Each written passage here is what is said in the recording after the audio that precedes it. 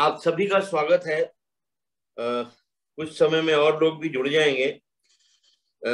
आज हमारे बीच आपके बिल्कुल परिचित आचार्य वीरेंद्र कुमार जी जो हैं वह आज अपने टॉपिक पे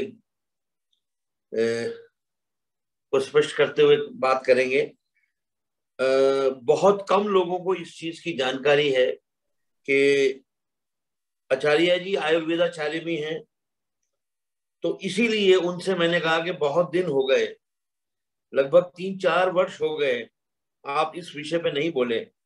तो सुख का आधार स्वस्थ जीवन, ये जो है। और मैं जो लोग मेरी आवाज को सुन पा रहे हैं उनसे अनुरोध करूंगा कि कृपया करके कुछ कागज पेंसिल अपने हाथ में पकड़ लें, क्योंकि वो बीच बीच में कुछ कुछ आयुर्वेदिक नुस्खे जो हैं वह, जो कि घर की चीजों से ही, अजवाइन, जीरा, इस टाइप की जो चीजें होती हैं उन्हीं से काफी हद तक आपकी चीजें बन सकती हैं। आप एलोपैथिक ले रहे हैं अपनी किसी बीमारी के लिए, वो लेते रहें, लेकिन उसके साथ ये चीज भी ले सकते हैं, बहुत आपके लिए फायदेमंद होगी। तो मैं चाहता था कि भाई कुछ लोग और आ जाते ताकि उनको भी बता देता कि भाई इसको नोट कर लीजिए। इसलिए मैं आचार्य जी से कहूंगा कि बाद में एक 5-7 मिनट जो है वो जल्दी खत्म करके इस विषय को जरा 5 मिनट, कोई अगर अपनी विशेष कोई प्रॉब्लम रखता है तो आप उसको थोड़ा कुछ थोड़ी जानकारी दे सकते हैं भी किस चीज के सेवन से वो हो सकता है। तो मैं अब आचार्य जी से कहूंगा, क्योंकि फिर समय हमारे पास कम रह जाएगा, अगर पीछे भी हमने 5-7 मिनट इस चीज के लिए रखने हैं और फिर जन्म दिवस का भी हमारा रहता है। तो आप अब आपके स्तर से आचार्य जी ये जो है आगे का कार्यक्रम जो है वो चलेगा। जी जी, धन्यवाद। ओम यो भूतं च भव्यं च सर्वं यश्चाधितिष्ठति स्वर्यस्य च केवलं तस्मै ज्येष्ठाय ब्रह्मणे नमः। यस्य भूमि प्रमान्तरिक्षमुतोदरम् दिवं यश्चक्रिमूर्धानम् तस्मै ज्येष्ठाय ब्रह्मणे नमः।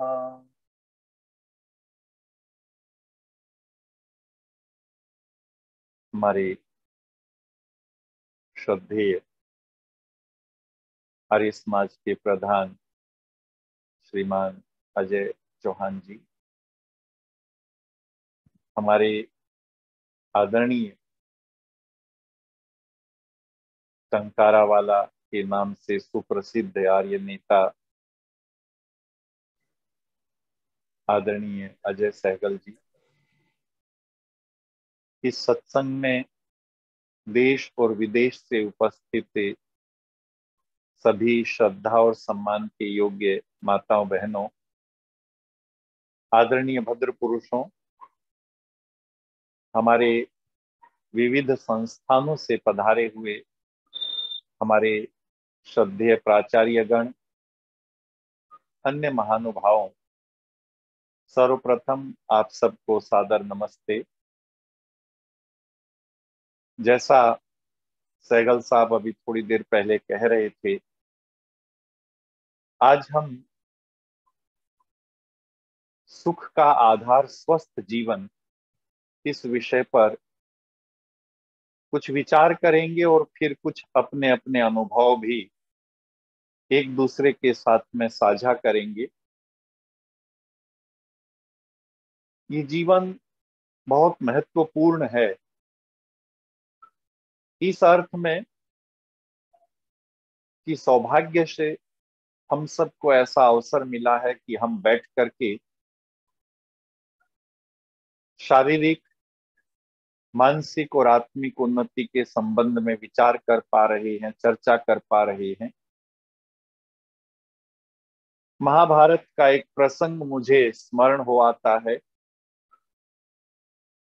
भीष्म पितामह जब शरशैया पर लेटे हुए थे तब युधिष्ठिर और अन्य पांडव उनसे उपदेश ग्रहण करने के लिए जाया करते थे। एक दिन मनुष्य के जीवन के संबंध में युधिष्ठिर ने प्रश्न किया और पितामह ने एक बहुत अच्छी बात कही। कहने लगे कि गुह्यम ब्रह्म तदिदम ब्रवीमि नहीं मानुषात श्रेष्ठ तरम ही किंचित। कहने लगे युधिष्ठिर, आपसे एक बहुत गुप्त बात मैं ये कहना चाहता हूं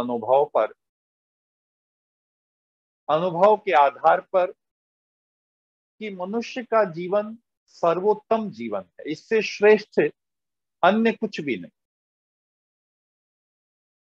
इसलिए पुराणों का एक श्लोक है कि गायन्ति देवा किल गीतिकानि, की देवता लोग भी जन्म ग्रहण करने को मानव के रूप में तरसते हैं। ऐसे श्रेष्ठ मानव शरीर में आप और हम सब लोग हैं, जिसकी प्रशंसा शास्त्रों ने की, जिसकी प्रशंसा हमारे पूर्वजों ने की। हमारा ये जीवन नैसर्गिक जीवन नहीं, ये जीवन ऐसा जीवन है जिसमें अपार संभावनाएं, उन्नति की भी अपार संभावनाएं हैं और इसके विपरीत भी अपार संभावनाएं। मनुष्य के अलावा जितने भी शरीर हैं, ये सब लोग नैसर्गिक जीवन जीते हैं, प्राकृतिक जीवन जीते हैं। जितना उनको चाहिए, जैसा प्रकृति ने उनके लिए विधान किया, उतना ही वो ग्रहण करते हैं। हमने बहुत सारे डिस्कवरी और अन्य चैनल्स पर देखा कि शेर अगर भूखा नहीं है और हिरण उसके पास चल रहे हैं तो वो अटैक नहीं करते, आक्रमण नहीं करते। पक्षी जैसे ही उसका पेट भरा, फुर्र से उड़ के चला जाता है, इकट्ठा करके नहीं ले जाता। ये जितने भी मनुष्य के अलावा जीव हैं, ये सब नैसर्गिक जीवन जीते हैं और इतने गजब का नैसर्गिक जीवन जीते हैं कि ये स्वस्थ रहते हैं, निरोग रहते हैं। जिन्होंने पक्षियों के ऊपर, पशुओं के ऊपर अध्ययन किया अनेक वर्षों तक, भारत और अमेरिका और तमाम विश्व में, उन सब ने ये पाया कि जैसे ही उनको अपने शरीर में कहीं कोई परेशानी नजर आती है, वो प्रकृति से उसका इलाज ले लेते हैं। आपने और हमने ये देखा कि अगर कुत्ते को लगता है कि उसको बदहजमी हो गई, तो वो थोड़ा घास खाता है और सब कुछ अपना वमन क्रिया कर देता है, साफ हो जाता है।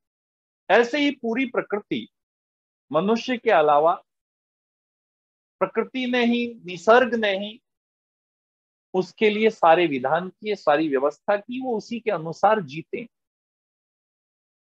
एक पक्षी इतना सुंदर, बैया इतना सुंदर घोंसला बनाता है कि एक पढ़ा लिखा व्यक्ति वैसा नहीं बना सकता। ये सब उसके भीतर है। थोड़ी देर में हिरण का बच्चा दौड़ने लगता है, ये सब उसके भीतर है।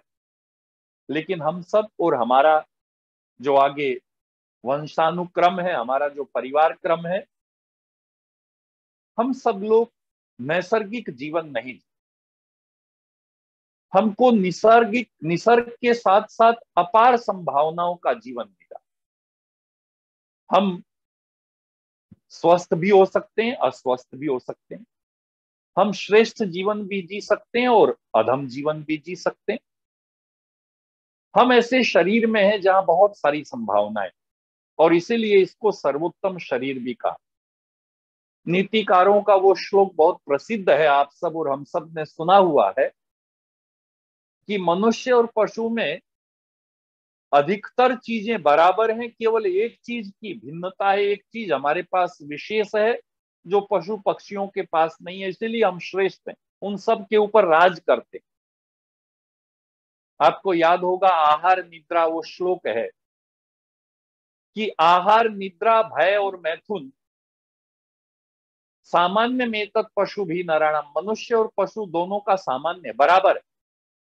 बल्कि आज के समय में देखें तो बराबर नहीं है, पशुओं का व्यवस्थित है, इंसान का व्यवस्थित नहीं। पशु ऋतु के अनुकूल, उनका शरीर ऋतु के अनुकूल बना, ऋतु के अनुकूल आहार करते हैं, ऋतु के अनुकूल सोते हैं, ऋतु के अनुकूल ही अपना आचरण, उनका व्यवहार होता है, संतान उत्पत्ति और तमाम। लेकिन मनुष्य का ये सारा सब कुछ विपरीत हो गया, उसकी इच्छा के अनुरूप हो गया, कोई ऋतु की अनुकूलता नहीं रही। संस्कृत के आचार्य ने बहुत पहले कहा था कि ये तीन चीजें दोनों की बराबर है। पशु को भी ये तीन चीजें प्राप्त है और मनुष्य को भी ये तीन चीजें प्राप्त है। अगर कोई विशेषता मानव की है तो धर्म ही तेषम, उसका अपना जीवन, उसके कर्तव्य, उसके मानवता का जो गुण है वो उसका विशेष है और वही उसको विशेष बनाता है। सैकड़ों वर्षों पहले जो मानव थे, जो हमारे पूर्वज थे, उनका जीवन प्रकृति के बहुत नजदीक था। सारे दिन में अपने कार्य करने के लिए वो इतना परिश्रम कर लेते थे, इतनी मेहनत कर लेते थे, क्योंकि साधन नहीं थे। आज हमको कहीं जाना हो तो हम 2 मिनट में पहुंच जाते हैं, उस समय जाना होता था तो पैदल जाते थे। सारे ही कार्य करने में परिश्रम लगता था, कोई भी कार्य, भोजन बनाना भी आसान नहीं था। हमारी माताएं बहनें चक्की चलाती थी, आटा पीसती थी, सब्जी छिली जाती थी, मसाले बनाए जाते थे, अपने हाथ से कूटे पीसे जाते थे, आटा बनाया जाता था, सारी चीजें सब कुछ की जाती। लेकिन वो जो कुछ करते थे उस करने में इतना शारीरिक श्रम होता था, इतना परिश्रम लगता था कि एक व्यक्ति और उसके सारे शरीर के सारे अवयव, सारे अंग दिन भर में इतना कार्य कर लेते थे कि वो स्वस्थ रहते थे। सबको अवसर मिलता था, हर अंग को कार्य करने का अवसर मिलता था। परिणाम ये था कि सब स्वस्थ। अगर मनोरंजन, अगर सामाजिकता, अगर सामाजिक दायरा देखें, तब भी उनका ऐसा था कि उनके पास में कोई बुद्धू बॉक्स नहीं था, जिसको आजकल कहते हैं इंग्लिश में इडियट बॉक्स, टीवी। उनके पास नहीं था, उनके पास ये मोबाइल भी नहीं था। वो सायंकाल सारे लोग एक साथ बैठते थे, भजन भी गाते थे, गीत भी गाते थे, एक साथ अपने जो भी जिसकी परंपरा जहां जहां समाज में जैसी थी। इसीलिए भारत में पुराने समय में शादियों के गीत अलग हैं, लोहड़ी के गीत अलग हैं, जन्मदिन के गीत अलग हैं, पानी भरने जाती हुई पनिहारिनों के गीत अलग हैं। सब पूरा का पूरा समाज अगर आप देखें तो मनोरंजन भी स्वस्थ है और जीवनचर्या भी स्वस्थ। परिश्रम, आपको न चाहते हुए भी ये दोनों चीजें अनायास प्राप्त होती थी और इसीलिए बड़ा दीर्घजीवी होते थे, बड़ा लंबा जीवन जीते थे। महाभारत में आप सुनते हैं कि भीष्म पितामह जब महाभारत हो रही थी तो 150 ईयर्स, 150 साल के थे। मैंने पढ़ा कि युधिष्ठिर जो है लगभग 74-5 ईयर्स के थे। ये सारे लोग बड़ी बड़ी अवस्था के थे और योद्धा थे, महारथी थे, युवा थे। जिस अभिमन्यु को आप और हम सब लोग वीर बालक अभिमन्यु कहते हैं, उसके बारे में आता है कि वो 25 से 30 साल की उम्र का था।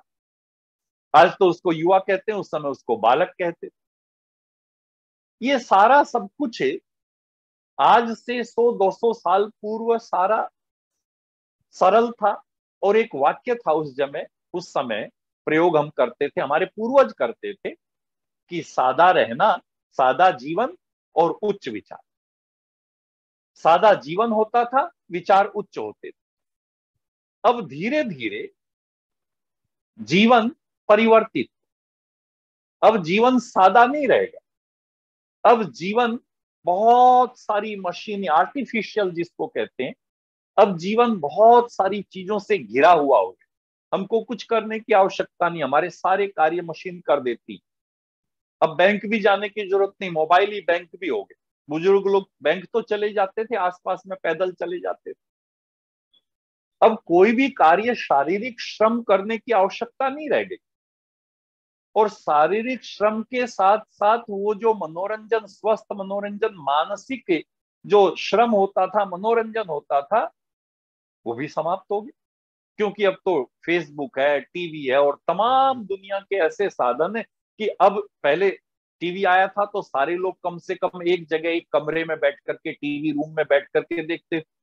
अब तो ये मोबाइल ही ऐसे हो गए कि कहीं एक साथ बैठने की जरूरत नहीं, आप अपने कमरे में ही बैठ गए, वहीं आपको सब कुछ प्राप्त। ये सारी चीजें आप देखो, पुरानी चिकित्सा पद्धति को अगर आप देखो, आप डॉक्टर के पास जाते थे, बहुत सारे लोग आप में से बड़ी उम्र के भी हैं, डॉक्टर के पास जाते थे तो डॉक्टर पूछता था क्या खाया था आपसे, क्या वजह हुई, फिर आपको कहता था ये खाना ये मत खाना, ऐसा खाना ऐसा मत खाना। आप याद करें, आपको पथ्य अपथ्य परहेज के बारे में डॉक्टर कहता था देखो 50% काम दवाई करेगी, 50% काम परहेज करेगी। लेकिन देखो आज, आज डॉक्टर कहता है जो मर्जी खाओ, मेरी दवाई खाओ। धीरे धीरे सारी की सारी चीजें, हमारा जो जीवन है वो धीरे धीरे मशीन से युक्त हो गया, मशीनी जीवन हो गया। कल जो कलयुग है वो सच में कल से इतना घिर गया, मशीनों से इतना घिर गया कि हम सब लोग अपने आपे में ही नहीं रहे, हम इन गैजेट्स के ऊपर आश्रित हो गए, इनके ऊपर आधारित हो गए। और इनके ऊपर आश्रित हो गए तो स्वाभाविक रूप से जब आप मशीन पर आश्रित हो गए तो हम मशीन तो नहीं है। जब हम मशीन नहीं है और हम मशीन पर आश्रित हो गए तो जो मशीन के गुण धर्म थे वो हम में आ गए।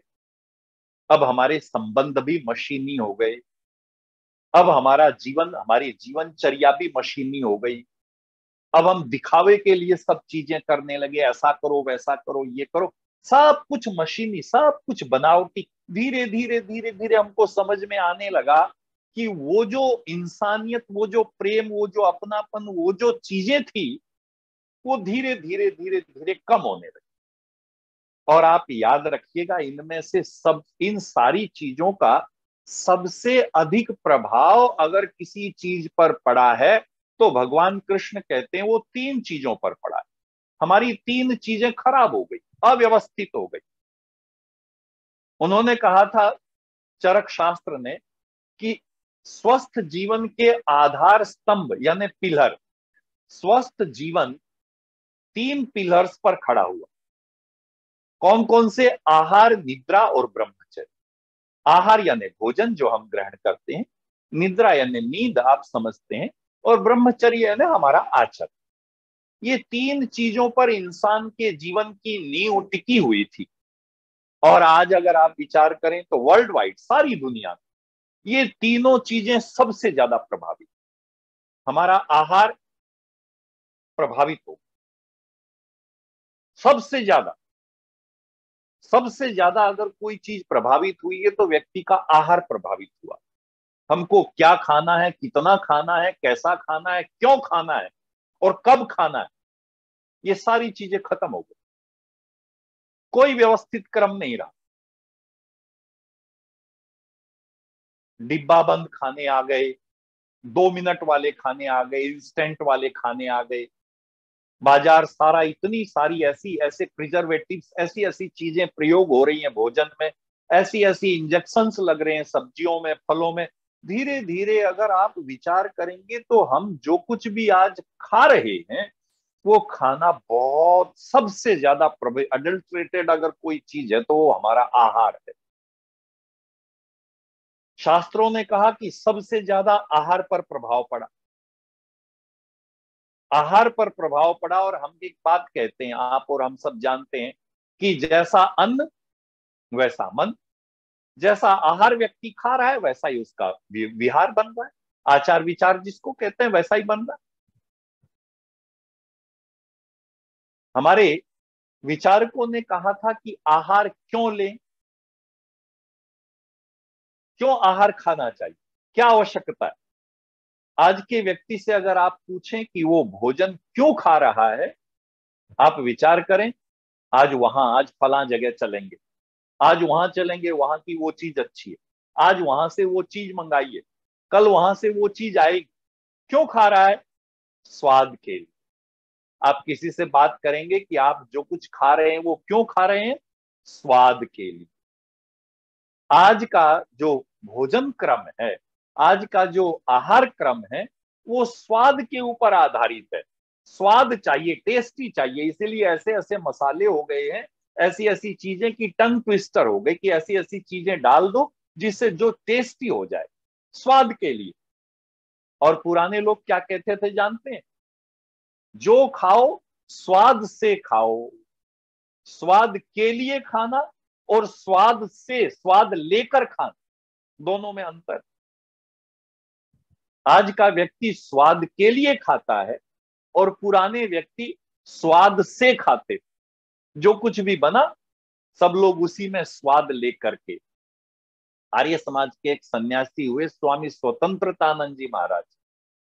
स्वामी स्वतंत्रतानंद जी महाराज ने और कई सारे, क्योंकि वो भी आयुर्वेद के बहुत बड़े ज्ञाता थे इसलिए उनका उदाहरण दे रहा हूं, और भी कई लोगों ने कहा कि जब भी कभी भोजन के लिए बैठे तो सबसे पहले जो कुछ भी अन्न है उसको आपको सिर्फ अकेले खाना चाहिए। यानी रोटी का एक टुकड़ा खाइए, उसको चबाइए और चबाने के बाद देखिए उसमें मिठास है कि नहीं। उसको इतना चबाइए कि उसको छोटे से टुकड़े को चबा के खा जाइए। फिर सब्जी जो आपकी है एक टुकड़ा चबा करके देखिए उसके टेस्ट को, उसका अपना स्वाद क्या है। क्योंकि आज हमारे थाली में, आज हमारे भोजन में रोटी के अलावा इतनी चीजें हैं, हम इतनी चीजों को एक साथ खाते हैं कि हमको पता ही नहीं चलता कि स्वाद क्या है। इसीलिए हमारे पूर्वज लोग खाते थे स्वाद लेकर के, कि स्वाद लेकर के खाओ, इसीलिए कितनी बार चबा के खाओ। आयुर्वेद में कहा कि आज के व्यक्ति के भोजन का पचाने का काम आंतें करती, इसलिए आंतें छोटी करनी पड़ती। इतना ज्यादा काम आंतों को हम दे देते हैं कि आंतें खराब हो जाती। जबकि आयुर्वेद ने कहा कि पुराना जो जीवन क्रम था कि आंतों का काम नहीं, दांतों का काम। भोजन का 50% जो हिस्सा था, 50% भोजन हमारे दांत हजम करते हैं। इसलिए आयुर्वेद ने कहा कि जब भी आप भोजन करें एक कोर को, एक ग्रास को 32 बार चबाएं। और एक शरीर वैज्ञानिक ने कहा कि कम से कम आधा घंटा बिना किसी से बात किए आपको भोजन लेना चाहिए। भोजन स्वाद के साथ ग्रहण करना चाहिए, जो स्वाद उस भोजन में है उस स्वाद को, न कि ये मिर्ची तेज डाल दो, ये मसाले डाल दो, ये जो टमाटर के सॉस और ये तमाम सारी चीजें जो पता नहीं कितने दिन पहले कहाँ कहाँ की बनी हुई है, क्या क्या उसमें डला हुआ है, उन सब को लेकर के। अच्छा, वंस इन अ वाइल ऐसा हो तो चले, लेकिन हमारे तो भोजन का ये इतना बड़ा हिस्सा हो गए हैं कि कुछ भी हम खाएं हमारी टेबल पे ये चीजें रखी हुई है परमानेंट।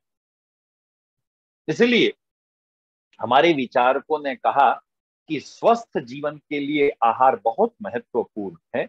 लेकिन आज के व्यक्ति का आहार बिगड़ गया है। क्यों बिगड़ गया है? कि वह आहार क्यों ले रहा है इस बात को ही नहीं जानता। वह एक ही बात जानता है कि स्वाद के लिए खा रहा है, पहली बात। दूसरी बात उन्होंने की कि क्यों खा रहा है और क्या खा रहा है, ये भी बहुत महत्वपूर्ण। हम क्या खा रहे हैं ये भी बहुत महत्वपूर्ण।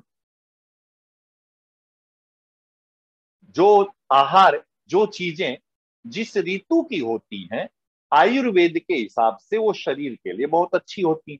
जैसे आजकल आम का फल है या पलम है या नाशपाती है, जो इस तरह के जो भी इस ऋतु का के फल हैं, इस ऋतु की सब्जियां, जो कुछ भी इस ऋतु का है, जो जिस ऋतु में उत्पन्न होने वाली चीजें हैं वो उस समय शरीर के लिए आवश्यक है, महत्वपूर्ण है।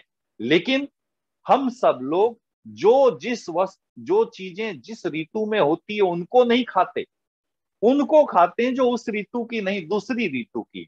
इस समय गोभी नहीं होती, लेकिन अगर कहीं से गोभी बाजार में आई हुई है जो बहुत महंगी है, 100-150 रुपए किलो है, तो अगर कोई खास सब्जी बनेगी तो उसमें वही डाली जाएगी।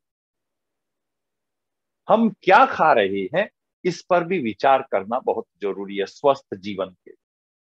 क्योंकि एक बार जब आपने खा लिया, मैं कल बोल रहा था एक उत्सव में, एक बार जब आपने खा लिया, ये जो हमारी जीभ है ना, इस जीभ को भी परमात्मा ने ऐसा बनाया कि अनेक रस अलग अलग जगहों पर अनुभव होते हैं। अगर आपको कड़वी गोली खानी हो ना, तो आप जीभ के अंदर से डाल देते हैं, ऊपर से पानी पी लेते हैं, आपको कड़वेपन का एहसास ही नहीं। इसका मतलब क्या है कि यहाँ बीच में अगर जीभ है तो वहां कड़वापन है, तीखापन और नमकीन ये सामने है। जितने ये रस हैं, 6 के 6 सातों के सातों रस हमारी जीभ पे अलग अलग जगह महसूस होते हैं।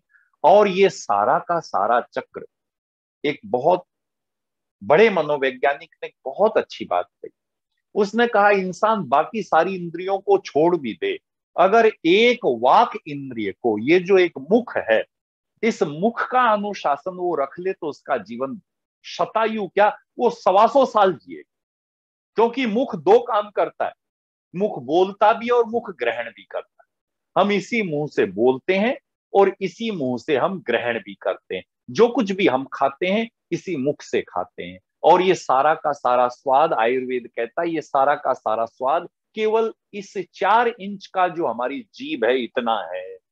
कभी ऐसा अवसर आया हो कि आपने खाया हो और उसके बाद किसी कारण से वमन हो गया हो, तो उसको व्यक्ति सूंघ नहीं सकता, वो सबका अशुद्ध होता है, उसमें एक स्मेल होती है, वो अच्छा नहीं होता। क्योंकि जैसे ही भोजन में सलाइवा, जैसे ही भोजन में एंजाइम्स मिल गए हैं, अब वो सबके एक जैसे हो गए। चाहे वो दूध है, चाहे वो खीर है, कुछ भी है, ये सारा का सारा सब कुछ यहीं तक है।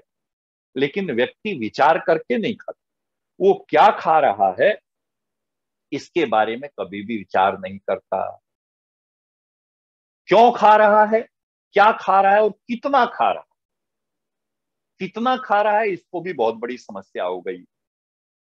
आज डॉक्टर्स, आज बहुत सारे लोग कहते हैं जी इतना इतना इतना 5 बार खाओ, जबकि हमारा आयुर्वेद कहता है, मैं बहुत गहराई से वाग्भट्ट को देख रहा था, वाग्भट्ट कहते हैं एक भोजन और दूसरे भोजन के बीच में कम से कम 6 घंटे का गैप होना चाहिए। आप रस ले सकते हैं बीच में, लेकिन जो सॉलिड आहार है उस आहार के बीच में 6 घंटे का गैप होना चाहिए। और आप सायंकाल का भोजन सोने से कम 2 घंटे पहले कर लें, और सायंकाल के भोजन के करने के बाद कम से कम आप 500 कदम टहलें। ये आयुर्वेद कह रहा है। अगर आप इतना करते हैं तो जो हमारा सिस्टम है, हमारा जो पाचन तंत्र है, उस पाचन तंत्र को उस भोजन के ऊपर कार्य करने का अवसर मिल जाता है। और रात को क्या होता है कि हम सब तो सो जाते हैं, रात को बाकी इंद्रियां तो सो गई, लेकिन बेचारे पेट में हमने रात को 11 बजे खाना डाला और 11:30 या 12 बजे हम सो गए, या 12 बजे खाना डाला और 1 बजे हम सो गए। अब सारी इंद्रियों को तो शिथिलता मिल रही है, सारी इंद्रियों को तो सोने का अवसर मिल रहा है, लेकिन जो पाचन तंत्र है वो तो सारी रात काम करता है, सारी रात काम करता है। और सुबह जागते ही फिर चाय बिस्कुट के रूप में फिर हम लोग शुरू कर देते हैं। तो हमको क्या खाना है, कितना खाना है, ये भी बहुत महत्वपूर्ण, बहुत जरूरी है। आज व्यक्ति स्वाद स्वाद में बहुत इतना खा जाता है, इतना खा लेते हैं। एक अमेरिका का सर्वे है, और सर्वे ये कहता है कि दुनिया भर में कम आहार से कम लोगों की मृत्यु होती है, अधिक आहार से ज्यादा लोगों की मृत्यु। डॉक्टर्स के पास जो भीड़ लगी हुई है, डॉक्टर्स के पास जो बीमारी पहुंची हुई है, डॉक्टर्स के पास जो लोग आकर के इकट्ठे हो रहे हैं इलाज करवाने के लिए, वो लोग ज्यादा हैं जिन्होंने आहार ज्यादा खाया, जो ज्यादा इंटेक कर रहे हैं, जिन्होंने ज्यादा खाया। स्वाद स्वाद में ये भी खा लो, वो भी खा लो, ये भी खा लो, वो भी खा लो, जो ज्यादा खा लिया है वह भी हमारे जीवन के लिए, हमारे अस्वस्थता का कारण, हमको सुखी नहीं होने देगा, वो भी दुखी करे। आयुर्वेद ने तो एक बात कही है कि हमारा जो आहार है, जिसको डायफ्राम कहते हैं, जो हमारा भोजन का जहां जाकर के इकट्ठा होता है, आयुर्वेद कहता है उसके 4 हिस्से कर दो। एक हिस्से आप सॉलिड से भर दो, दूसरे हिस्से को आप लिक्विड के लिए रखो, और बाकी जो 2 हिस्से हैं, एक में एंजाइम्स आकर के मिलेंगे और एक हवा के लिए होना चाहिए। हम कोशिश करते हैं कि इंसान इतना खाए, इतना स्वादिष्ट भोजन बनते हैं आजकल सारी चीजें डाल के, कि इतना खाए कि बस फिर उठ करके, कई बार हम कहते हैं देखो बहुत ज्यादा खा लिया, अब हिम्मत नहीं है। घर वाले कहते हैं दूध पी लो कि नहीं, अब हिम्मत नहीं है, कि ऐसा कर लो कि अब हिम्मत नहीं।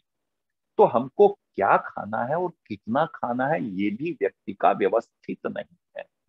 और चौथी बात आहार के संबंध में जो बहुत महत्वपूर्ण है, वो है कब खाना है, कब खाना है। देखिए, इंसान के अलावा जितने पशु पक्षी हैं ना, ये बहुत बड़े बड़े रिसर्च हुए, कब खाना है इसके ऊपर दुनिया भर में रिसर्च हुए। जब कभी भी किसी गाय का पेट अस्वस्थ हो गया, सबसे पहली चीज है वो भोजन छोड़ देगा, नहीं खाएगी। गाय बैल भोजन नहीं करेंगे, कुत्ते बिल्ली भोजन नहीं करेंगे। बाकी जितने भी पशु पक्षी हैं, ये जैसे ही अस्वस्थ हो जाएंगे भोजन छोड़ देंगे, भोजन नहीं करेंगे। लेकिन इंसान इंसान दवाई खाएगा और भोजन खाएगा, भोजन खाएगा और दवाई खाएगा, कई तरह की दवाई खाएगा लेकिन भोजन खाएगा। आयुर्वेद कहता है कि जिस अन्न के ग्रहण करने से ऊर्जा आनी चाहिए, क्योंकि अन्न तो एनर्जी है ना जी, जो भोजन है वो भोजन एनर्जी ही तो है जो हम अपने शरीर में डाल रहे हैं। और जो एनर्जी हम अपने शरीर में डाल रहे हैं, अगर उससे आपको आलस्य आता है, अगर उससे आपको प्रमाद आ रहा है, शरीर में उत्साह नहीं है, स्फूर्ति नहीं है, आप प्रसन्नता अनुभव नहीं कर रहे, तो इसका मतलब यह है कि हम जो कुछ ले रहे हैं वो ठीक नहीं ले रहे। इसलिए आयुर्वेद ने कहा कि जब भूख लगे तब भोजन ग्रहण करना चाहिए। और भूख कब लगेगी? कि जब शारीरिक श्रम होगा, जब सारे शरीर की सभी इंद्रियां कार्य करेंगी। इसलिए हमारे यहाँ ये कहा गया कि कोई भी व्यक्ति, देखो यजुर्वेद का एक मंत्र है, हम सब ने सुना हुआ, भगवान का वो आदेश है। यजुर्वेद में भगवान कहते हैं, कुर्वन्न वैह कर्माणि जीजी विशेत शतम सम। 100 सालों तक इंसान तुझे कर्म करते हुए जीवित रहना है। हम तो कर्म 40 साल में छोड़ देना चाहते हैं, 50 साल में छोड़ देते हैं। अब छोड़ दिया मैंने, अब बच्चे जाने, अब वो जाने, अब ये जाने, मैंने छोड़ दिया, नाउ आई एम रिटायर्ड। ये जो भावना है, फिर 100 साल तक कर्म करते हुए कैसे जिएगा व्यक्ति? जबकि वेद का आदेश है कि हमको 100 साल जीना है। और कैसे जीना है? अधीना श्याम शरद सतम। हमको किसी के अधीन होकर के, पराधीन होकर नहीं जीना, किसी के वश में होकर नहीं जीना, हमको स्वस्थ होकर के अपने वश में। यानी जब हमारी 100 साल की अवस्था भी हो, बड़ी अवस्था भी हो, तो हम इतने समर्थ हो, इतने सक्षम हो कि अपने कार्य कम से कम हम अपने आप कर सकें। अगर हमारे पूर्वज, थोड़ा सा वापिस लौट करके देखें, अगर हमारे पूर्वज 150 साल की उम्र में युद्ध करते थे, अगर वो इतने स्वस्थ, इतने सबल थे, तब हम उन्हीं के उत्तराधिकारी, उन्हीं की परंपरा के लोग 40-50 साल की, आजकल तो एक मनोवैज्ञानिक ने बात कही, एक रिसर्च है, बल्कि रिसर्च ये है कि 40 साल की उम्र तक इंसान दिन रात एक करता है, अपना चैन खोता है, अपने मन की खुशी खोता है, भूख प्यास सब कुछ खो देता है, न समय का ध्यान, न किसी चीज का ध्यान, कमाता है कमाता है कमाता है। और कहते हैं 40-50 साल के बाद फिर जो कुछ कमाया है उसको लुटाता है, उसको डॉक्टर्स को, उसको इसको उसको उसको खर्च करता है, और फिर सेहत लाने के लिए, फिर अपने आप को स्वस्थ रखने के लिए कोशिश करता है।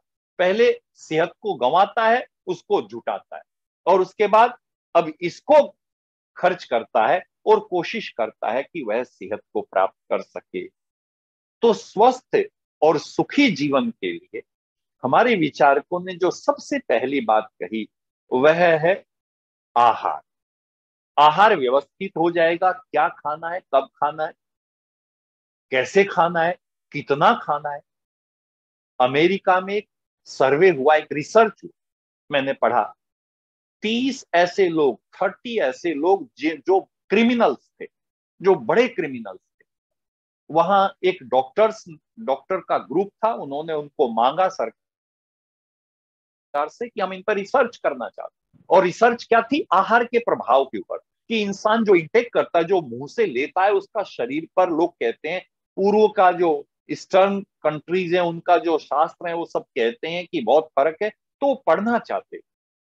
उन्होंने उन 30 लोगों को 10-10 के 3 ग्रुप में बांटा।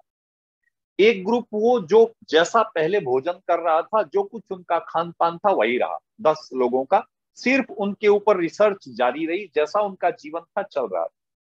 दूसरा ग्रुप वो था जिसको साग सब्जी और सात्विक आहार दिया जा रहा था। और तीसरा ग्रुप वो था जिसके आहार में सबसे ज्यादा मात्रा दुग्ध की थी, गाय के दूध की थी। और बाकी फिर जो रॉ सब्जियां हैं, फ्रूट्स हैं, इस तरह का आहार दिया गया। इस रिसर्च को 6 महीने तक किया गया, और 6 महीने के बाद जो इसके रिजल्ट्स आए वो दुनिया के लिए, उन लोगों के लिए चौंकाने वाले, जिन जिन लोगों को गाय के दुग्ध और जो रॉ आहार दिया गया, सात्विक भोजन दिया गया, फल सब्जियां वगैरह जिनके आहार में ज्यादा दी गई, वो लोग अपने किए पर बहुत पछतावा कर रहे थे और अपने आप को सुधारने के लिए प्रयत्न कर रहे थे, आत्मग्लानि से भरे हुए थे, ठीक होना चाहते थे और वो उपाय ढूंढ रहे थे कि हम किस तरीके से इससे निकल पाए। इसकी अपेक्षा जो सात्विक जिनको भोजन दिया गया, पर भोजन सात्विक और राजसिक दिया गया, वो भी थोड़े ठीक थे, लेकिन जो जैसे के तैसे रखे गए वे और भी विकृत हो गए। इसलिए आपको ख्याल होगा कि हमारे देश में भी जेल में डाले जाते हैं लोग, इसीलिए डाले जाते हैं कि वो सुधर करके निकले, लेकिन बहुत बार आपने देखा होगा कि जब वो बाहर आते हैं तो और भी बड़े क्रिमिनल्स वो हो चुके होते हैं, और भी बड़े व्यक्ति हो चुके हैं, उस फील्ड में, उस रास्ते पर चल चुके होते हैं। इसीलिए पहली बात यह है कि जो कुछ भी मुख से ग्रहण किया जाए हमको पता होना चाहिए। ऐसा नहीं कि हमारे सामने कुछ भी आया, किसी के घर कहीं भी आप गए, उसने आपके सामने किया और आपने उठा करके मुंह में डाल दिया, नहीं, ऐसा नहीं होना चाहिए। हमारा निश्चित युक्त, गीता का वो श्लोक मुझे याद है कि युक्त आहार विहारस्य, युक्ति युक्त खाना चाहिए। आपने निश्चय किया कि सुबह आप ऐसा ऐसा ये लेंगे, हमको वही लेना। ऐसा नहीं कि 10 बजे कोई और मिल गया, कुछ ने और खिला दिया, 12 बजे कोई और मिल गया, उसने कुछ और खिला दिया। ऐसे कचरे का डब्बा अपने शरीर को बनाएंगे तो आप ये बात मान करके चलें कि वह बात 100% सही है कि जैसा अन्न वैसा मन। अगर अन्न बहुत ज्यादा शरीर पर उत्तेजक डाला जाएगा, स्वाद के लिए डाला जाएगा, इतना डाला जाएगा कि जिसकी कोई सीमा नहीं होगी, तो फिर जो हमारा मन है वह मन कभी भी शांत नहीं हो सकता। और मन अगर शांत नहीं हो सकता तो जीवन भी स्वस्थ और सुखी प्रसन्न नहीं हो सकता। इसलिए कृष्ण कहते हैं और आयुर्वेद कहता है कि सबसे पहली चीज है इस शरीर की शुद्धि, शरीर का संशोधन होना चाहिए। जो कुछ भी, मैंने कई बार आपके सामने निवेदन किया है, आयुर्वेद का ये नियम है कि अगर 6 दिन आप जो मर्जी खाना चाहते हैं तो 7वें दिन निराहार रहिए, 7वें दिन सिर्फ आप जूस लीजिए। 6 दिन आपने अपनी मर्जी से खाया, 7वें दिन आपको कुछ नहीं खाना। इसके विपरीत एक दूसरा तरीका, अगर 6 दिन आपने व्यवस्थित खाया, लिमिट में आप 6 दिन खा रहे हैं, तो 7वें दिन आप पार्टी खाइए। फिर आपको ये अलाउड है कि आप कुछ ज्यादा खाना चाहते हैं, कुछ और विशेष खाना चाहते हैं, पराठे खाने, कुलचे खाने, कुछ भी खाने की इच्छा है, तो ऐसा नहीं कि आप 7 दिन खा सकें, ऐसा हमारा शरीर है, ऐसा नहीं। एक व्यवस्थित क्रम तो आपको लेना पड़ेगा। और जो इसके साथ ये थोड़ी सी बात मैं और आपसे करता चलूं कि आज की सबसे बड़ी समस्या हमारे आहार के कारण है। हमारे जीवन में कुछ चीजें, कुछ रोग ऐसे हो गए जो आम बातें हो गई। एक हाइपरटेंशन, हर एक व्यक्ति कहता मुझे बस बस शेक हो रहा है, गुस्सा आ रहा है, उसको उत्तेजित हो गया व्यक्ति, छोटी सी कोई बात हुई व्यक्ति बहुत उत्तेजित हो गया। ये हमारे आहार के कारण। एक जो इससे बढ़कर के, जिसको बदहजमी कहते हैं, जिसको गैस की प्रॉब्लम कहते हैं, जिसको एसिडिटी की प्रॉब्लम कहते हैं, छोटी छोटी उम्र के लोग। और इसी का परिणाम आगे चल करके धीरे धीरे ये एसिड हमारे खून में चला जाता है। खून से ये धीरे धीरे हृदय को जाने वाली जो शिराएं हैं, जो नर्व्स हैं, उनमें चला जाता है और वहां जाके ये स्टिक हो जाता है, ये जम जाता है और कारण बनता है हार्ट की प्रॉब्लम। आज की बहुत बड़ी प्रॉब्लम हो गई कोलेस्ट्रॉल का बढ़ना। ये सब, इन सब का कारण क्या है? इन सब का कारण यही है कि हम हाइपर एसिडिटी से, हम बदहजमी से, हम गैस से, हम बहुत सारी चीजों से परेशान है। क्यों? क्योंकि हमारा जो इनटेक है वो व्यवस्थित नहीं, युक्ति युक्त नहीं, हमको पता नहीं। पुरानी व्यवस्था थी, आज भी बहुत सारे लोग लेते हैं कि सुबह उठे व्यक्ति तो उषा पान करे, उषा पान करे। और उषा पान भी 50 साल की उम्र के बाद का व्यक्ति सुबह का जो पानी पिए, तो आज के संदर्भ में और आयुर्वेद के आचार्य कहते हैं कि यदि आप चाहते हैं कि आपका जो शरीर है वो सुबह ही एकदम शुद्ध हो जाए, टॉक्सिक जितने हैं वो सब निकल जाएं, आपके शरीर का सारा जहर तत्व निकल जाए, तो सायंकाल दर्रा किया हुआ जो जीरा जो हमारे घर में होता है, और दर्रा किया हुआ धनिया, साबुत धनिया, इसको थोड़ा सा मिक्सी में घुमा लें, और थोड़ी सी साथ में अजवाइन, अगर ये 50-50 ग्राम है तो 20 ग्राम अजवाइन, इन तीनों चीजों को थोड़ा थोड़ा दर्रा करके आप रखें। सायंकाल एक गिलास पानी में 1 चम्मच डाल करके भिगा करके छोड़ दीजिए। सुबह उठ करके उसी पानी को जो सायंकाल भिगा करके आपने रखा है, उसको आप एक जोश दे दीजिए, गैस पर एक उसको उफान दे दीजिए, और उसको छान के हल्का ठंडा करके आप उसको पी लीजिए। ये ऐसा प्रयोग किया हुआ है मैंने अनेक लोगों पर, और खास करके दिल्ली में, कि जिस भी व्यक्ति को अपने शरीर की शुद्धि सुबह कर लेनी है, कोई गैस नहीं, कोई बदहजमी नहीं, कोई पित्त नहीं, कोई एसिड नहीं, शरीर की शुद्धि हो गई, हमारी जो स्नायु तंत्र है वो शुद्ध हो गया, हमारी जो आंखें, सारे के सारे अंगों को यदि शुद्ध करने का कोई सरल और हमारा घरेलू उपाय है, तो ये है कि सुबह सुबह आप ऐसा करें। मान लीजिए आप 5 बजे उठे, 5:15 बजे आपने इसको ले लिया, अब इसके बाद घूमना फिरना जो कुछ भी आपने करना है, अगली जो चीज बहुत महत्वपूर्ण है, मैं आपसे निवेदन करना चाहता हूं, कम से कम आप इसको 40 दिन करके देखें। क्योंकि आयुर्वेद में औषधियां, आयुर्वेद की जो डिब्बियां है ना, आप दवाई खरीदने जाएंगे ना, तो आप उस पर देखेंगे या तो उसमें 40 गोली होंगी, या 80 गोली होंगी, या 160 गोलियां होंगी। डिब्बी में ही ऐसा होता है, आमतौर पर 40 गोलियां मिलेंगी। जैसे अंग्रेजी दवाइयों का 10 गोलियों का पत्ता होता है, क्योंकि 5 दिन का कोर्स होता है। तो आयुर्वेद का जो कोर्स होता है, अगर एक गोली लेनी है तो 40 दिन होंगे, 40 गोलियां होंगी, अगर 2 लेनी है तो 80 गोलियां होंगी, और अगर 3 लेनी है तो उस हिसाब से। ये आयुर्वेद का नियम है कि जो भी चीज आप अपने शरीर के साथ करते हैं उसको 40 दिन तक निभा करके करें। क्यों? क्योंकि आयुर्वेद ये कहता है कि आज आपने जो अन्न ग्रहण किया है वो 40वें दिन आपके शरीर में ओज बन के लगेगा, हमारे शरीर का जो हिस्सा बनेगा ना। क्योंकि जो भी अन्न हम खाएंगे वो सबसे पहले रस बनेगा, रस कार्बोज बनेंगे, शर्करा बनेगा, ग्लूकोज बनेगा, और फिर वो ब्लड बनेगा, फिर वो मज्जा बनेगा, मांस बनेगा, फिर वो मज्जा बनेगा, फिर वो अस्थि बनेगा, और ऐसे होते होते 40 दिन में वो हमारे शरीर का हिस्सा हो जाएगा, वो ओज के रूप में परिवर्तित हो जाएगा। तो आप इस प्रयोग को 40 दिन तक करें कि सुबह ये लिया, उसके बाद में एक आंवला और थोड़ा सा गिलोय, इन दोनों का रस हमको प्राप्त है। कमाल की बात यह है कि गिलोय त्रिदोष नाशक है। किसी को सर्दी लगती हो ज्यादा, किसी को जुकाम रहता हो ज्यादा, किसी की पित्त, किसी को एसिडिटी बनती हो ज्यादा, किसी को वात रोग गैस बनती हो ज्यादा, कोई भी चीज हो, आयुर्वेद में गिलोय एक ऐसी औषधि है जो त्रिदोष नाशक है, जो जिसकी आवश्यकता होगी उसको ही खत्म करेगा, बाकी शरीर को स्वस्थ करेगा। तो आप 1 घंटे के बाद 40 दिनों तक प्रयोग करके देखिएगा। यदि आप चाहते हैं कि सारे शरीर को शुद्ध कर लिया जाए और स्वस्थ हो जाए, तो आप 1-1.5 घंटे के बाद इसको ले लें। उसके बाद जो भी आहार, जो भी आप नाश्ता करते हैं, जो भी हल्का फुल्का जैसा भी है, आज के लोग कहते हैं, आज के परंपरा के लोग कहते हैं कि नाश्ता बहुत भारी होना चाहिए, पराठे तमाम, ये आयुर्वेद की परंपरा में एक ही आहार भारी हो सकता है, जो दोपहर का आपका आहार, और वो भी व्यवस्थित होगा, उसमें भी नियम। हम क्या करते हैं, पहले पूरा भोजन कर लिया, फिर हम मीठा खाते हैं, और मीठा खाते हैं, मीठा खाने से पहले हम फल खाते हैं, पहले हम खाना खाएंगे, फिर हम फल खाएंगे, फिर हम मीठा खाएंगे। उससे क्या होता है, शरीर में गड़बड़ हो जाती है। आयुर्वेद का आहार का क्रम ये है कि आपके भोजन में कुछ कच्चा फल भी, कुछ कच्ची चीजें भी होनी चाहिए।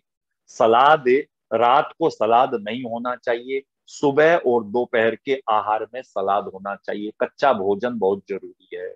फल खाने हैं तो सबसे पहले खाइए, उसके बाद अनाज खाइए, दाल खाइए, जो भी सब्जी आप खाइए। मीठा आप अंत में खाएंगे। मधुरेण समापयेत, संस्कृत का एक नियम है। क्यों ऐसा है? क्योंकि जो हमारा पाचन तंत्र है, उस पाचन तंत्र में, वो पाचन तंत्र बेशक यहाँ है, लेकिन उसकी शुरुआत तभी हो जाती है जैसे ही आप थाली के सामने बैठे।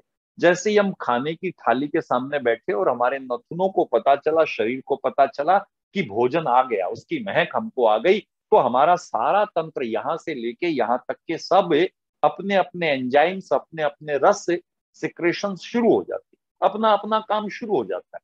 अगर फल जाएंगे, अगर कच्ची सब्जियां जाएंगी, अगर सलाद जाएगा, तो वो क्या होगा कि उन रसों के साथ मिल करके वो एक ऐसा घोल, एक ऐसा एंजाइम शरीर में, पेट में तैयार हो जाएगा कि उसके बाद जो भी खाना जाएगा वो आसानी से हजम हो जाएगा, अगर हम ऐसा करेंगे। आचार्य जी, 4 5 5 मिनट। जी, तो ये हमारा भोजन का क्रम होना चाहिए। दूसरी बात जो बहुत संक्षेप में, क्योंकि इसी के संबंध में थोड़ी सी बात विशेष रूप से कहनी थी, जिन लोगों की अवस्था 50 साल से ऊपर की हो गई है, उनके सामने एक बहुत बड़ी समस्या और भी होती है, वो है मीठा न खाने की। कई कारण हो जाते हैं, वंशानुक्रम भी हो सकता है, आपकी गलती नहीं, वंश परंपरा से आपको ऐसा अवसर मिला कि आप मीठा नहीं खा सकते। मीठा आप नहीं खा सकते, पर एक काम आप कर सकते हैं कि भोजन और भोजन के बाद आप वज्रासन कर सकते हैं। कुछ आसन जीवन का हिस्सा होना बहुत जरूरी है, स्वस्थ जीवन के लिए और सुखी जीवन के लिए। ये जो हमारे घुटने हैं, नीचे बैठना बहुत मुश्किल हो रहा है, अगर धीरे धीरे सिद्धासन, सुखासन और वज्रासन, इसमें बैठ करके आप भोजन ग्रहण करें। एक ही आसन ऐसा है जिसको खाते हुए भी आप लगा सकते हैं और खाने के बाद भी लगा सकते हो, वज्रासन। अगर उसका आप अभ्यास करें तो हमारा जो भोजन है, हमारा जो तंत्र है, वो तंत्र बहुत आसान हो जाता है। खास तौर से जिसको शर्करा की, जिसको हम कहते हैं शुगर की परेशानी, उसका समाधान है। दूसरी बात, कृष्ण ने कहा कि पहली समस्या सुख में, जीवन में है आहार। दूसरी समस्या है निद्रा। निद्रा की भी बहुत बड़ी समस्या है, नींद ना आने की। आज दुनिया में हर छठा आदमी नींद न आने की समस्या से परेशान है, और हमारे शास्त्रों ने कहा कि इसका कारण हमारा आहार है। जब शरीर में कोलेस्ट्रॉल बढ़ जाएगा तो नींद अव्यवस्थित हो जाएगी, जब शरीर में हाइपर एसिडिटी हो जाएगी तो नींद अव्यवस्थित हो जाएगी, जब शरीर में पित्त बढ़ जाएगा तो नींद अव्यवस्थित हो जाएगी। सबसे ज्यादा प्रभाव नींद के ऊपर इन सारी चीजों का पड़ता है। जैसे आप उत्तेजित हुए, नींद नहीं आई। इसलिए आज ये कहा जा रहा है कि सोने से 1 घंटा पहले मोबाइल को एक तरफ रख दीजिए, सोने से 1 घंटा पहले टीवी को और दूसरी चीजों को एक तरफ रख दीजिए, शांत होने की कोशिश कीजिए। एक जैन मुनि को मैं सुन रहा था, उसने बहुत अच्छी बात कही। उसने कहा कि हमारे जीवन का हिस्सा बाकी सारी चीजों के साथ साथ एक चीज और होनी चाहिए कि हम कम से कम 15 मिनट खिलखिला करके हंस, 15 मिनट खिलखिला करके हंस सके।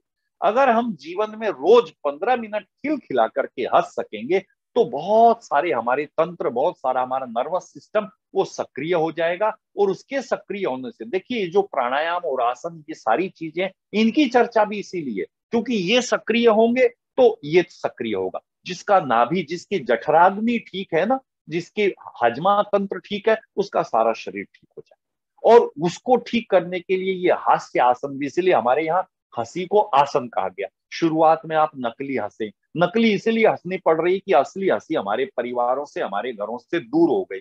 असली हंसी कब आएगी? सात्विकता, जब एक दूसरे के साथ बैठेंगे, एक दूसरे को सहन करना सीखेंगे, एक दूसरे की बात सुनना सीखेंगे, तो वो हंसी आएगी। तो आहार का संबंध, आहार का प्रभाव ही निद्रा के ऊपर है और आहार का प्रभाव ही हमारे आचरण के ऊपर है। तो आयुर्वेद ये कहता है कि सम दोष, बस 1 मिनट में बात को समेट रहा हूं, कि सम दोष समाग्निश्च सम धातु मलाक्रिया प्रसन्न इंद्रिय मनो।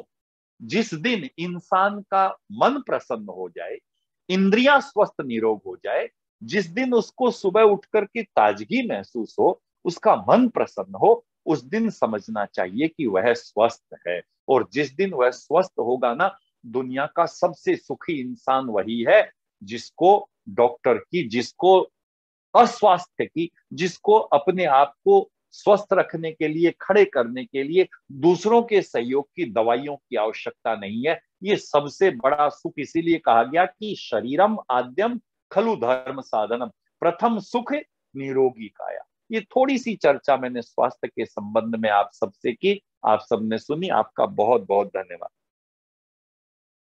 बहुत बहुत धन्यवाद आचार्य जी, आपका बहुत बहुत धन्यवाद। बहुत ही महत्वपूर्ण चीजें आपने बताई, और विशेषकर मैं तो सोच रहा था कि मैं इनमें से कोई भी चीज अपना नहीं रहा हूं। अब आपके सुनने के बाद कुछ दो चार चीजें समझ आई हैं।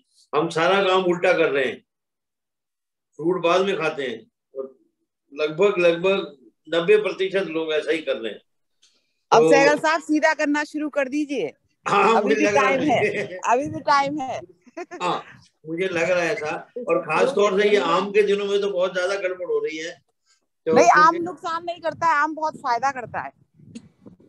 अच्छा जी, चिकनाई से तो तो ये फायदा करता आचार्य है जी ना। और आम के बारे में विषय में बताइए जी, आम फायदा करता है जी? आप बताइए। देखिए, आम बहुत फायदा करता है, जो मैं पढ़ती हूँ। देखिए आम शक्तिवर्धक है, आम से शक्ति होती है। आम हाजमा भी करता है, आम हाजमा भी करता है, अच्छा, लेकिन थोड़ी मात्रा में। अधिक लिमिट आम में, अगर हाँ, हर लेंगे, चीज लिमिट में तो होनी चाहिए। हाँ, अधिक आम अगर लेंगे तो पेचिश करेगा, वो हाजमे को खराब करेगा। फिर जो ठीक है, आपने खाया वो एज इट इज साफ हो जाएगा, उसका कोई लाभ नहीं होगा। थोड़ी मात्रा में। ठीक है, ठीक है। और तो मैं तरीका आगे वही का कि पहले खाते जी। जी जी। तो आज जो हमारे सदस्य हैं, श्रीमती मधु चौहान जी, जो कि बीपीएस चौहान जी की धर्मपत्नी हैं, और नोएडा से आप संबंध रखती हैं, और हमारी आर्य समाज की सदस्य हैं, और बहुत से हमारे ये जो वर्चुअल हमारा जो चल रहा है, इसको सफल बनाने में इनका बहुत बड़ा हाथ है। इनकी एक पूरा ग्रुप का ग्रुप हमें इसमें ज्वाइन करता है, और जहां कभी भी हमें फाइनेंशियल दिक्कत आती है, मैं तो सिर्फ यही बात करता हूं, लेकिन सबसे पहले अगर किसी का चेक हमारे अकाउंट में अपने आप ऑटोमेटिकली आजकल जो सिस्टम है उससे आ जाता है, तो मधु चौहान जी बीएसपी चौहान जी के आ जाते हैं। और तालियां हाँ होनी जी, चाहिए उनके लिए। हाँ, तालियां बजा रहे, बिल्कुल होनी चाहिए। उनको क्रेडिट जाना चाहिए। सही बात है, ठीक सही है, बात है। सबसे पहले उनका आ जाता है। और दूसरा है हमारे अरुण चौहान जी, जो कि अशोक चौहान जी के ही भाई हैं, और अजय चौहान जी से बड़े हैं। और आप मैनेजिंग डायरेक्टर हैं बेफको फार्मास्यूटिकल्स के।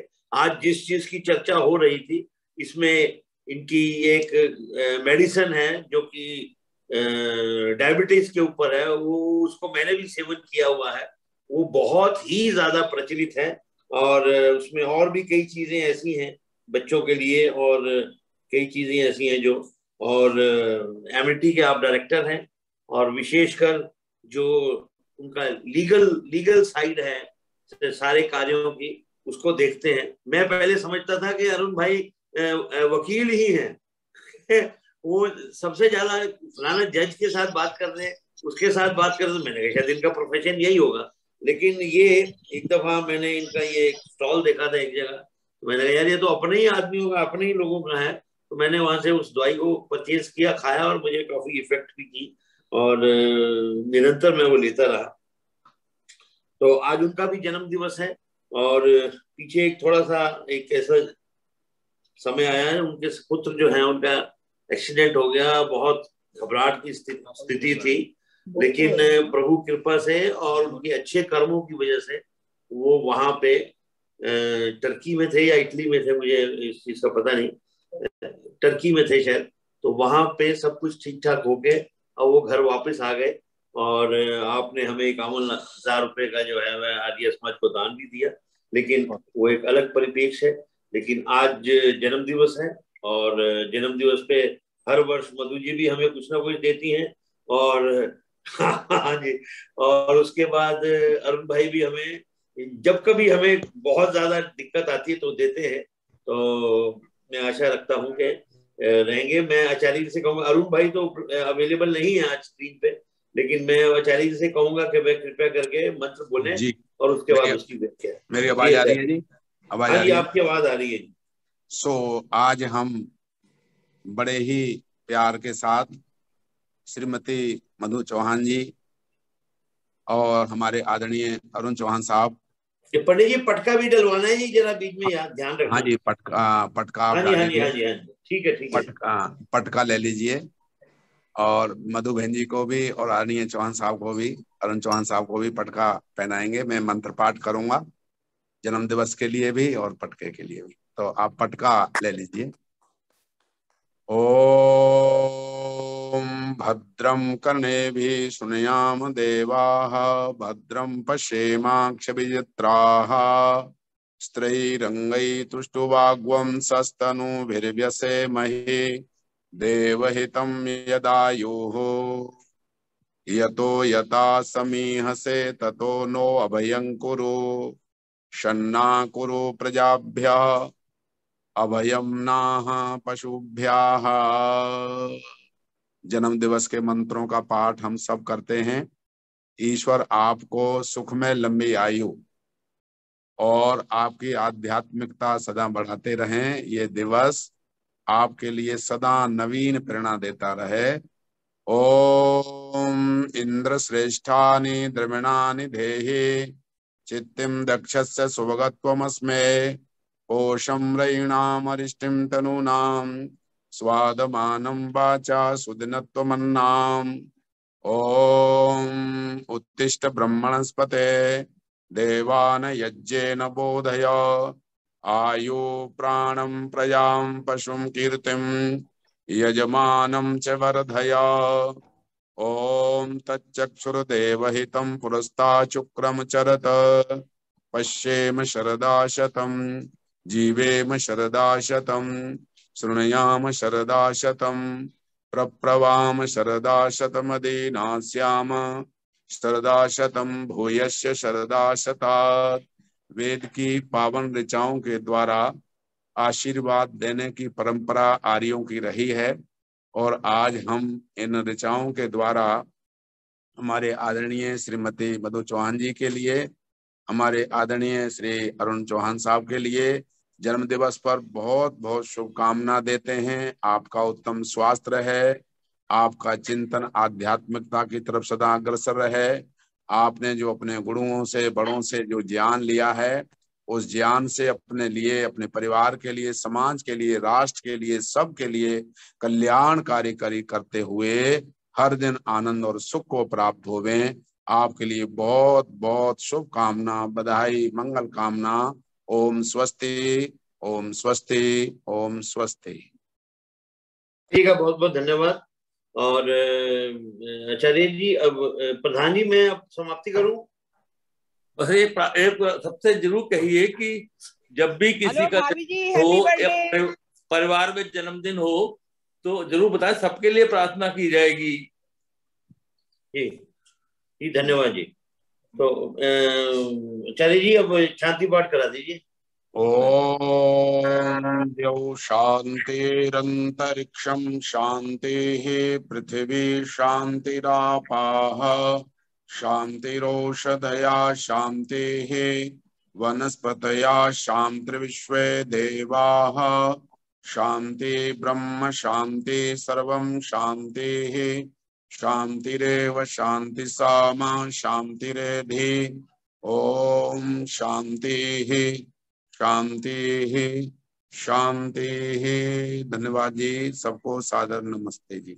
मैं विशेष करके आज डॉक्टर वेद साहनी जी जयपुर से, कुंवर विशाल जी, वह भी हमें ज्वाइन किया है, और हमारे प्रिंसिपल हैं श्री वेदव्रत जी, वह भी हमें पीछे काफी दिनों से हमें ज्वाइन कर रहे हैं। लेकिन आज मैं विशेष उनसे कहूंगा कि वह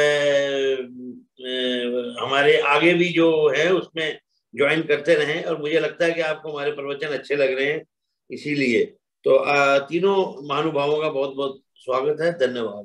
धन्यवाद डॉक्टर साहब। तो अगले सप्ताह आपसे फिर अच्छा हुआ उन्होंने क्या बता दिया। नमस्ते जी।